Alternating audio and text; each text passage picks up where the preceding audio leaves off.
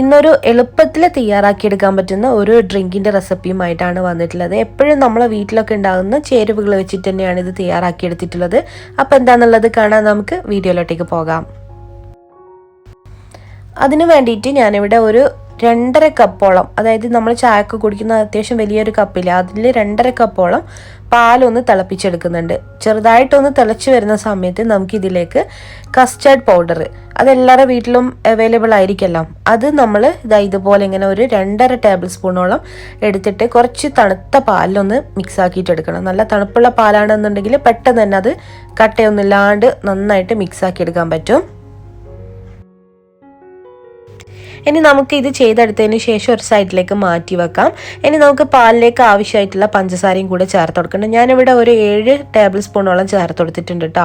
എന്നിട്ട് നന്നായിട്ട് മിക്സ് ആക്കി കൊടുത്തതിന് ശേഷം നമുക്ക് ആ ഒരു കസ്റ്റേർഡ് പൗഡർ മിക്സ് ആക്കിയതും കൂടെ ചേർത്ത് കൊടുക്കാം. ഇത് നമ്മൾ ഇനി ചെറിയ തീയിൽ വെച്ചിട്ട് വേണം കുറുക്കിയെടുക്കാനും വേണ്ടിയിട്ട്. അതെല്ലാവർക്കും അറിയുന്ന കാര്യം തന്നെയാണല്ലോ. അപ്പോൾ ഇതുപോലെ ഇങ്ങനെ ഒരു 5 മിനിറ്റിനുള്ളിൽ തന്നെ ഇത് കുറുകി കിട്ടും. അപ്പോൾ നമുക്ക് ഇതിൻ്റെ ഫ്ലെയിം ഓഫ് ചെയ്തിട്ട് ഇതൊന്ന് നമുക്കൊന്ന് തണുപ്പിച്ചെടുക്കണം.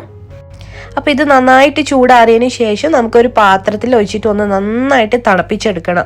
അപ്പോൾ ഫ്രീസറിലാണെന്നുണ്ടെങ്കിൽ ഒരു അരമണിക്കൂർ വെച്ച് കൊടുത്താൽ മതി. ഫ്രിഡ്ജിലാണെന്നുണ്ടെങ്കിൽ ഒരു 2 മണിക്കൂറെങ്കിലും വെച്ച് കൊടുക്കണം കേട്ടോ.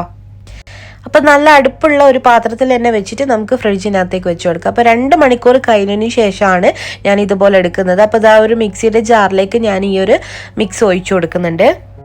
അപ്പോൾ നിങ്ങൾക്ക് വേണമെന്നുണ്ടെങ്കിൽ 2 പ്രാവശ്യമായിട്ട് ഒഴിച്ചു കൊടുത്തിട്ട് ഇത് അടിച്ചെടുക്കുക കേട്ടോ. അപ്പം ഞാനിതിലേക്ക് ഇനി ഐസ് ക്യൂബ്സ് ആണ് ഇട്ട് കൊടുക്കുന്നത്. ഇതിന് പകരമായിട്ട് നിങ്ങൾക്ക് വെള്ളവും ചേർത്ത് കൊടുക്കുക കേട്ടോ. എന്നിട്ട് ഇതുപോലെ ഇങ്ങനെ നന്നായിട്ട് നമ്മളൊന്ന് അടിച്ചെടുക്കുക. അപ്പോൾ ഈ ഒരു പരുവത്തിലായി കിട്ടും. അപ്പോൾ ഇത് ഈ ഒരു രീതിയിൽ തന്നെ കുടിക്കാൻ തന്നെ നല്ല ടേസ്റ്റാണ് കേട്ടോ. എന്നാലും നമുക്കൊന്നും കൂടെ ടേസ്റ്റ് ആക്കാനും വേണ്ടിയിട്ട് കുറച്ച് സേമിയം വേവിച്ചെടുത്തിട്ടുള്ളത് ഇട്ട് കൊടുക്കുന്നുണ്ട്. അതുപോലെ തന്നെ ഗ്രേറ്റ് ചെയ്തെടുത്തിട്ടുള്ള ക്യാരറ്റും കസ്കസും കൂടെ ചേർത്ത് കൊടുക്കുന്നുണ്ട്. അപ്പോൾ ഇതൊക്കെ നിങ്ങളെ ആവശ്യത്തിനനുസരിച്ചിട്ട് കൂട്ടുകയും കുറയ്ക്കുകയും ഒക്കെ ചെയ്യാവുന്നതേ ഉള്ളൂ കേട്ടോ.